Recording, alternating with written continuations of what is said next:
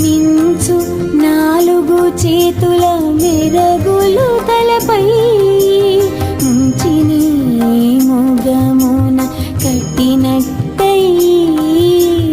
మించు నాలుగు చేతుల మెరగులు తలపై